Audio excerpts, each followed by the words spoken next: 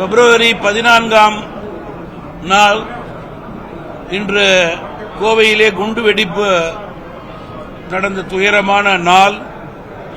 உயிர் இழந்தவருடைய குடும்பங்களுடைய நினைவஞ்சலியை மீண்டும் நான் நினைவுபடுத்துகிறேன்.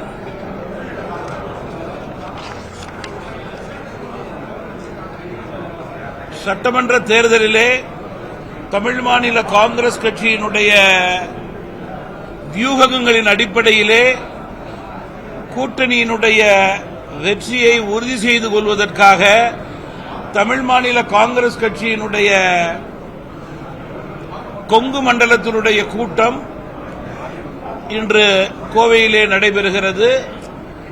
மாவட்டத்தினுடைய மரியாதைக்குரிய தலைவர்கள், மாநிலத்தினுடைய நிர்வாகிகள், பொறுப்பாளர்கள், அணியினுடைய தலைவர்கள் எல்லாம் இந்த கூட்டத்திலே கலந்து கொண்டு சிறப்பித்திருக்கிறார்கள்.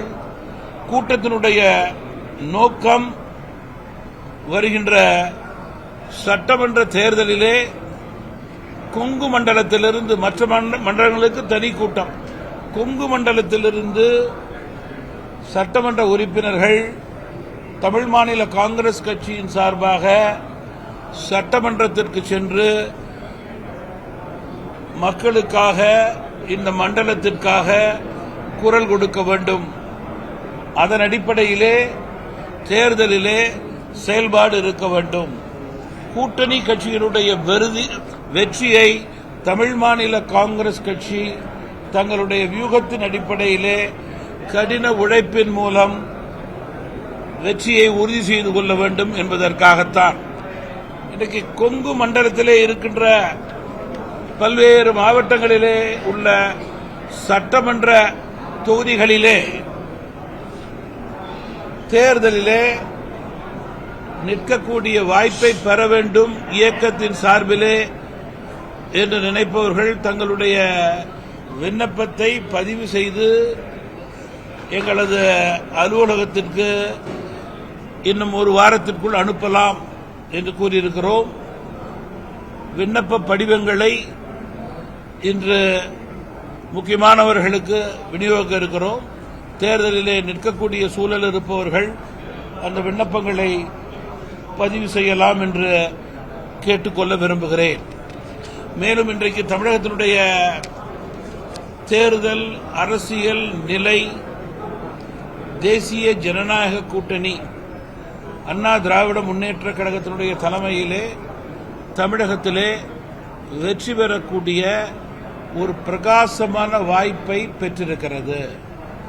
அதற்கு திராவிட முன்னேற்ற கழகத்தினுடைய மக்கள் விரோத போக்கே காரணமாக இருக்கிறது. குறிப்பாக இந்த அரசு கொடுத்த வாக்குறுதியை நிறைவேற்றாத அரசாக மேலும் மேலும் சாதாரண வாக்காளர்களை ஏமாற்றும் வகையிலே தொடர்ந்து வாக்குறுதிகளை கொடுத்துக் கொண்டிருப்பது வாக்காளர்கள் ஏற்றுக்கொள்ளவில்லை. மேலும் மிக முக்கியமாக தமிழகத்திலே சட்டம் ஒழுங்கு மிக மோசமான நிலையிலே இருக்கிறது. தென் மாநிலங்களிலே இருக்கின்ற மாநிலங்களிலேயே தமிழகத்தில்தான் அதிக அளவு சட்டம் ஒழுங்கு சீர்குலைந்திருக்கிறது என்பதை நான் சுட்டிக்காட்ட விரும்புகிறேன். கொலை, கொள்ளை, திருட்டு, பாலியல், போதைப்பொருள் நடமாட்டம் என்ற இவைகளை கட்டுப்படுத்த முடியாத அரசாக இந்த அரசு செயல்படுவது வெட்கக்கேடாக இருக்கிறது. பெண்களுக்கு பாதுகாப்பு இல்லை. பள்ளியிலே படிக்கும் மாணவர்களுக்கு போதை பழக்கத்திற்கு அடிமையாகக்கூடிய நிலை ஏற்படுகிறது. இவைகளை கண்டும் காணாத அரசாக இந்த அரசு செயல்படுவது மிக வேதனையான, வருத்தமான செய்தி என்பதை நான் இங்கே குறிப்பிட விரும்புகிறேன். நேற்றைய தினம் தமிழக அரசு, தமிழக முதல்வர் மகளிருக்காக ஒரு தொகையை வங்கியிலே போடப்பட்டிருக்கிறது என்ற அறிவிப்பு வெளிவந்தது. மகளிருக்கு பணம் மாதம் கொடுப்பது, அவர்களுக்கு தொகை கொடுப்பதிலே தேசிய ஜனநாயக கூட்டணியோ அதிமுகவோ தமிழ் மாநில காங்கிரஸ் கட்சியோ எதிரிகள் அல்ல. அண்ணா திராவிட முன்னேற்ற கழகமே தங்களுடைய தேர்தல் அறிக்கையிலே 2000 ரூபாய் மாதம் கொடுக்கப்படும் என்ற முதல் அறிவிப்பை வெளியிட்டதை நான் நினைவுகூர விரும்புகிறேன். அப்படி இருக்கும்போது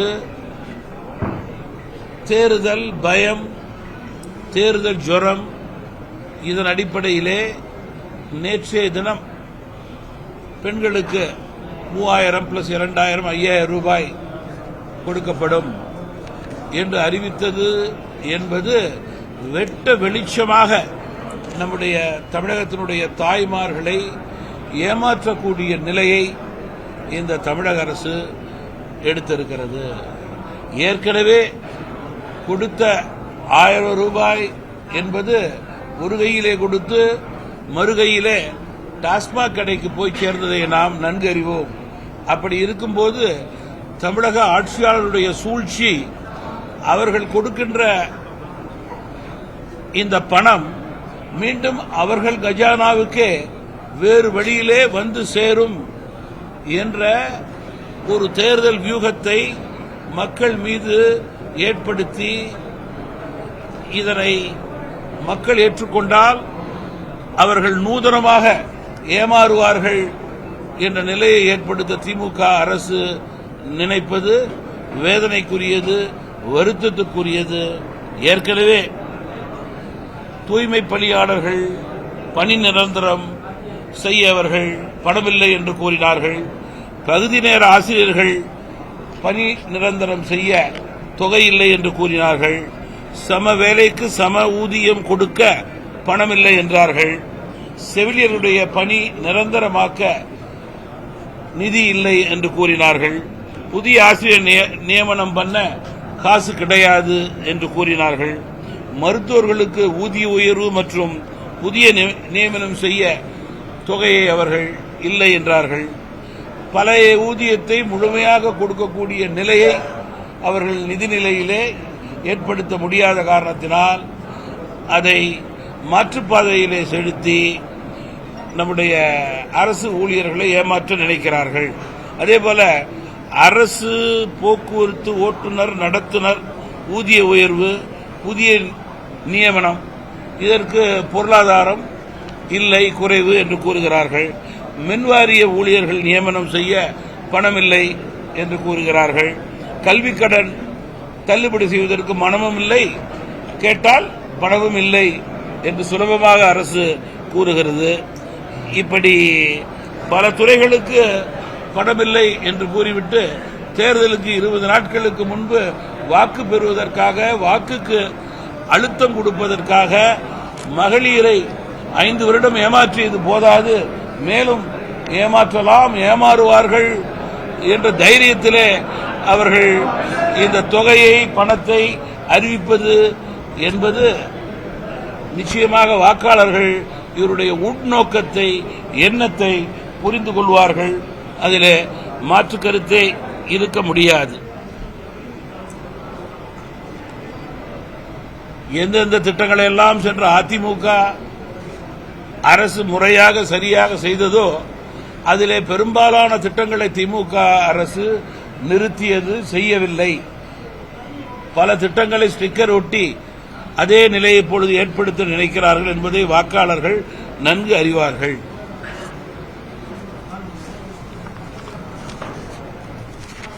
இன்னும் 2-3 தகவல் சொல்லிட்டேன் சார், அப்புறம் நீங்க கேள்வி கேளுங்க.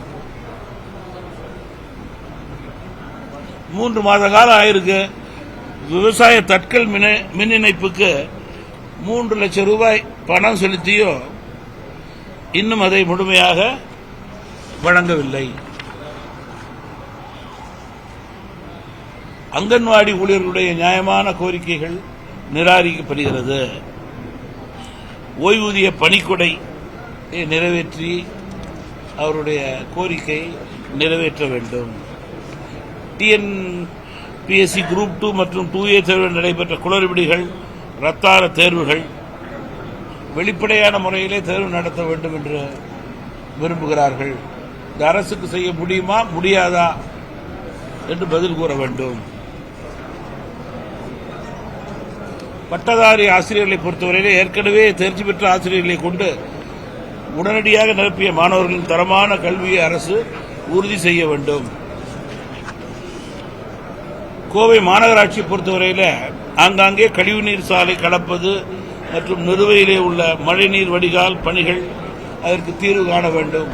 போர்க்கால அடிப்படையிலே நடவடிக்கைகள் எடுக்க வேண்டும் என்று சாதாரண மக்கள் கருதுகிறார்கள். தொண்டாமுத்தூர் ஊரகப் பகுதியிலே உள்ள விவசாய நிலங்கள் அருகில் உள்ள வனப்பகுதியிலிருந்து வெளியேறும் காட்டு யானைகள் மற்றும் காட்டு பன்றிகளால் ஏற்படும் சேதத்தை தடுக்க வேண்டும். மக்கள் அச்சத்தை அரசு போக்க வேண்டும். கோவில்பாளையம் சர்க்கார் சமாக்குளம் ஒன்றியத்தில் ஏற்பட்டுள்ள குடிநீர் தட்டுப்பாடு அவசியம் தீர்க்கப்பட வேண்டிய ஒன்று. கேள்வி கேட்டா சொல்லுங்க. தொகுதி பங்கீடு குறித்து பேச்சுவார்த்தை தொடங்கிட்டீங்களா? நீங்க தேசிய ஜனநாயக கூட்டணி தமிழகத்தில் அதிமுக தலைமையிலான கூட்டணியில மேலும் கூட்டணி கட்சிகள் சேரும் என்ற நம்பிக்கை எங்களுக்கு இருக்கிறது. தேர்தல் அறிவிப்புக்கு இன்னும் சில நாட்கள் இருக்கிறது. அதற்குள் கூட்டணி மேலும் வலுப்பெறும் என்று நம்புகிறேன். அதற்கு பிறகு படிப்படியாக கூட்டணிகள் முழுமை பெற்ற பிறகு கட்சிகளுக்கான எண்ணிக்கை, அதற்கு பிறகு தொகுதிகள், வேட்பாளர்கள் என்று படிப்படியாக அதிகாரப்பூர்வமாக அறிவிப்புகள் அந்தந்த கட்சியிலிருந்து வெளிவரும். கட்சியினுடைய கூட்டணியினுடைய மூத்த கட்சிகள் இதனையெல்லாம் இறுதி செய்து மற்ற கட்சிகளோடு கலந்து பேசி ஒத்த கருத்தோடு அறிவிப்பார்கள். தமிழ் மாநில காங்கிரஸ் கோவையிலிருந்தும் கொங்கு மண்டலத்திலிருந்தும் சட்டமன்ற உறுப்பினர்கள் சட்டமன்ற கோவையில் ஏதாவது தொகுதி கேட்க நீங்க பொதுவா 4 மண்டலத்திலிருந்தும் தமிழ் மாநில காங்கிரஸ் கட்சி குரல் ஒலிக்க வேண்டும் என்ற எண்ணம் தலைவரிடமும் தொண்டர்களிடம் இருக்கிறது. அதற்கேற்றவாறு எங்களுடைய வியூகம் தேர்தல் களத்திலே அமையும். தொடர்ந்து ஒவ்வொரு கூட்டத்துக்குமே உயிரிழப்புகள் ஏற்படுத்துது. அது அதோட தலைவர் கண்டுக்கிற மாதிரி நீங்க ஒரு கட்சியினுடைய பொதுக்கூட்டத்திலே ஒருவர் உயிரிழந்திருக்கிறார் என்ற செய்தி, அது ஆளுங்கட்சியாக இருந்தாலும் சரி, எதிர்கட்சியாக இருந்தாலும் சரி, மாற்றுக் கட்சியாக இருந்தாலும் சரி, ஒரு உயிர் போயிருக்கிறது. மிக வருத்தமான செய்தி என்பதில் மாற்று கருத்து இருக்க முடியாது. ஒரு கூட்டத்திலே ஒருவர் இறந்து போய் விடுகிறார் என்றால் அதற்குண்டான முழு பொறுப்பையும் அரசாங்கம், பாதுகாப்பு, கூட்டம் நடந்த கட்சி இவைகளெல்லாம் முழுமையாக ஏற்றுக்கொள்ள வேண்டும்.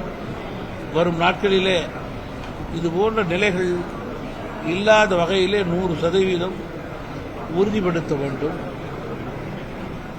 ஏதாவது எங்கேயாவது ஒரு சுணக்கம் இருந்தால் அது இல்லாத வகையிலே எல்லா ஏற்பாடுகளும் இருக்க வேண்டும் என்பதுதான் தமிழ் மாநில காங்கிரஸ் கட்சியினுடைய நிலைப்பாடு.